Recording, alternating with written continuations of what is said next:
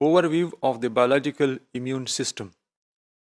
इस मॉड्यूल में हम जो बायोलॉजिकल इम्यून सिस्टम है, जो natural immune system living organism में मौजूद है, उसको ओवरव्यू करेंगे। पहले हम उसको समझने की कोशिश करेंगे, उसको हाईलाइट करेंगे, और बाद में हम आने वाले मॉड्यूल्स में आर्टिफिशियल इम्यून सिस्टम को इन डिटेल अंडरस्टैंड करेंगे। क्योंकि जो आर्टिफिशियल इम्यून सिस्टम है, जैसे हमने पहले भी डिस्कस किया, कि ये अपनी इंस्पिरेशन जो है, ये मेटाफोर जो है वो बायोलॉजिकल इम्यून सिस्टम का यूज़ कर, ये इसलिए before going into the details of the artificial immune system हमने पहले बायोलॉजिकल इम्यून सिस्टम को ओवरव्यू करना है। Biological immune system is a powerful and elaborate complex system, defense system which has been evolved over millions of years of evolution. जो immune system है, this is a very complex system, और जो immunologist है, they are still trying to fully understand and unravel the complexities of this immune system. इसके काफ़ी सारे जो अभी उसमें काम करना बाकी है, इसकी फर्दर कैरेक्टराइजेशन होनी है, बट अभी तक इसकी जितनी भी कैरेक्टराइजेशन हुई है और जितनी भी अंडरस्टैंडिंग है, it's still enough to design artificial systems on the basis of these principles and theories of these biological immune system.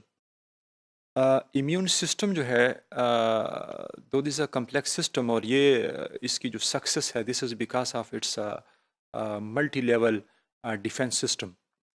Multi level defence system है, मल्टी लेवल के साथ साथ इट्स ऑफरिंग ये parallel processing defence system provide करता है, और साथ साथ सीक्वेंशियल फैशन में भी ये वर्किंग करता है। और इसकी जो सक्सेस है, this is because of all this properties of the multi level defence, sequential and parallel, जो इसका नेचर है, इसकी वजह से this is very powerful and successful system against the foreign intruders.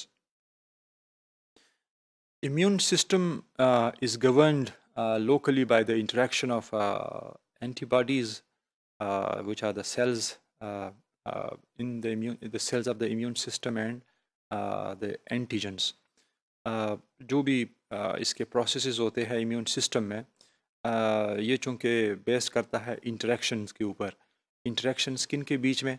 Interaction जो है फॉरेन इंट्रूडर के बीच में, और जो इम्यून सिस्टम के सेल्स है उनके बीच में इंटरेक्शन होता है, और all this complexities emerge evolve. इसका जो बिहेवियर है, it depends upon this interaction.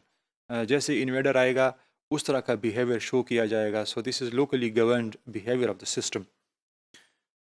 Two of the most important cells of the immune system are T cells and B cells. चूँकि हमने पहले भी डिस्कस किया कि the system is based upon the interaction of the antigen which is foreign invader and cells present in the immune system. So immune system में दो तरह के सेल्स पाए जाते हैं, T cells and B cells. जो टी सेल्स है वो तीन तरह के होते हैं। Number one, T helper cells. Number two, B cells, जिसको किलर बी सेल्स भी कहते हैं। और तीसरे जो है, they are suppressor T cells. जो टी हेल्पर सेल्स है, they are responsible for the activation of B cells. जो किलर बी सेल्स है, उनकी ड्यूटी ये होती है कि जो भी फॉरेन इन्वेडर आएगा, दे बाइंड टू देम, उनके साथ बाइंड होंगे और पॉइजनस सिक्रीशंस करेंगे, और उनको ख़त्म करने की कोशिश करेंगे, या उसको न्यूट्रलाइज करने की कोशिश करेंगे कि जो फॉरेन इन्वेडर आया हुआ है, जो इंट्रूडर है, जो एंटीजन आया हुआ है, उसको न्यूट्रलाइज या डिस्ट्रॉय किया जा सके। This is the duty of the T cells. जो सप्रेसर टी सेल्स है, उनकी भी जो ड्यूटी है, जो उसकी फंक्शनैलिटी है, इट इज़ रिमार्केबल। क्योंकि डिफेंस तो इनका काम है, लेकिन कहीं ऐसा ना हो कि इस डिफेंस के दौरान जो है वो अपनी ही सेल्स को, अपनी ही बॉडी को नुकसान पहुंच जाए, कुछ फर्दर एलर्जिक टाइप की रिएक्शंस हो जाए, या ऑटो इम्यून डिसऑर्डर हो जाए। तो जो सप्रेसर टी सेल्स है, उनकी ड्यूटी ये है कि they have to act for suppressing of the other immune cells to prevent the body from the allergic reactions and autoimmune diseases. So again, a very beautiful and remarkable property of the immune system, जो living systems ने adopt की हुई ये property, कि foreign invaders के साथ तो इनकी जो लड़ाई है, जो जंग है, वो चलती रहती है, बट अपने आप को, अपने बॉडी को, अपने पर्सन को, अपने आप को उनके नेगेटिव इम्पैक्ट से हर तरह से बचाने की पूरी तरह ये कोशिश करती है। अगर इस सिस्टम के अंदर कुछ म्यूटेशंस हो जाए या कुछ ऐसी माल फंक्शंस आ जाती है कि इसमें से कोई भी प्रॉपर्टी अगर कंप्रोमाइज़ हो जाती है तो फिर एलर्जीज़ भी होती है या फिर ऑटो इम्यून डिसऑर्डर्स काज हो जाते हैं। अब दूसरी तरह के जो सेल्स है, टी सेल्स के तो 3 टाइप्स हमने डिस्कस किए। दूसरी टाइप के सेल्स है B cells. B cells are responsible for the production of antibodies. Antibodies की जो प्रोडक्शन है, क्योंकि एंटीबॉडी ने एंटीजन के अगेंस्ट जो है वो जो फंक्शन परफॉर्म करना होता है, so they are been produced by this B cells. अब हर तरह के जो बी सेल्स है, कोई भी एक बी सेल जो है वो किसी एक स्पेसिफिक टाइप की एंटीबॉडी प्रोड्यूस कर सकता है। सो ऐसा नहीं है कि हर एक बी सेल जो है वो किसी भी तरह का एंटीबॉडी प्रोड्यूस कर सकता है। कोई भी स्पेसिफिक बी सेल जो होगा वो कोई ख़ास, कोई स्पेसिफिक टाइप की एंटीबॉडी प्रोड्यूस कर सकता है किसी पर्टिकुलर एंटीजन के अगेंस्ट। अब जो इम्यून सिस्टम है, उस इम्यून सिस्टम के अंदर दो तरह की इम्यूनिटी पाई जाती है। एक है इन्नेट इम्यूनिटी और दूसरी है एडाप्टिव इम्यूनिटी।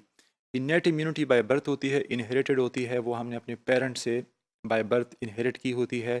बट उसकी लिमिटेशन ये है कि वो उसमें एडाप्टिव नेचर उसका नहीं है, बट जिन जिन एंटीजेंस के अगेंस्ट उसकी प्रीवियस एक्सपोजर उनका होता है, सिर्फ उन्हीं के अगेंस्ट डिफेंस प्रोवाइड कर सकता है और किसी अनसीन इंट्रूडर के अगेंस्ट वो एडाप्टेशन नहीं कर सकते, इम्यूनिटी प्रोवाइड नहीं कर सकते।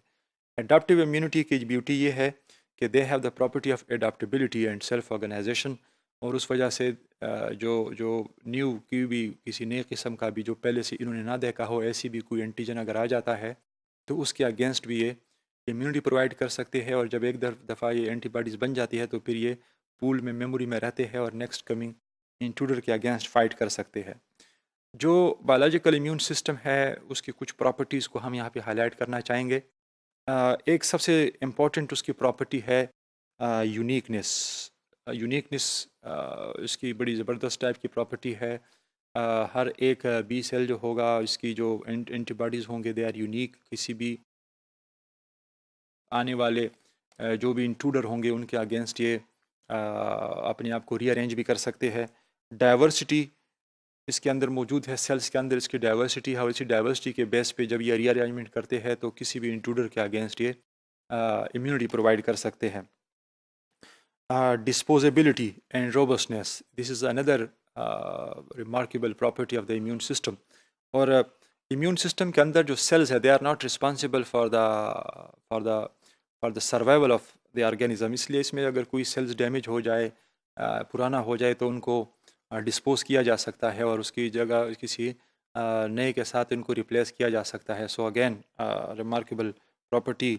ऑटोनॉमी, ऑटोनॉमी की जो प्रॉपर्टी है, द सिस्टम इज़ ऑटोनॉमस। ये इसको बाहर से या किसी मेन सिस्टम से इसको गाइडलाइंस देने की ज़रूरत नहीं है। They have the ability to decide by themselves, जो भी चेंजिंग सिनेरियो में रनिंग टाइम पे ये डिसाइड अपनी डिसीजंस खुद कर सकते हैं। So this is autonomy there. Distributability की प्रॉपर्टी है, they are distributed all over the body.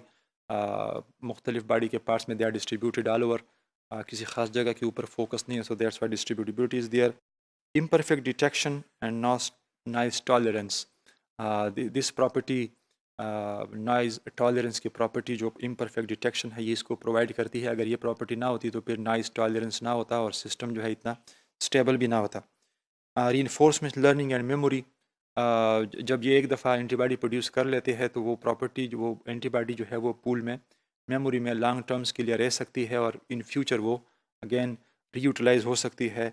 Arms race का मतलब ये है कि इसकी जो भी एंटीबॉडीज़, इसके अंदर जो सेल्स है, the cells have the ability to fight against any type of the foreign intruder, and this it makes the arm race, या जो cells है, they are armed cells, they have the ability to fight. So this was just a little bit to refresh our understanding about the biological immune system. अब इसके आगे इस system के understanding पे हम आगे जब जाएंगे और आर्टिफिशियल इम्यून सिस्टम को अंडरस्टैंड करने की कोशिश करेंगे तो हमारे ये कॉन्सेप्ट जो है ये हमारी हेल्प करेंगे कि आर्टिफिशियल इम्यून सिस्टम के अंदर जो टर्मिनोलॉजीज़ इस फील्ड की यूज़ होती है या इसके जो प्रोसेसेस वहाँ पे यूज़ होते हैं उसको समझने में आगे हमें आसानी होगी।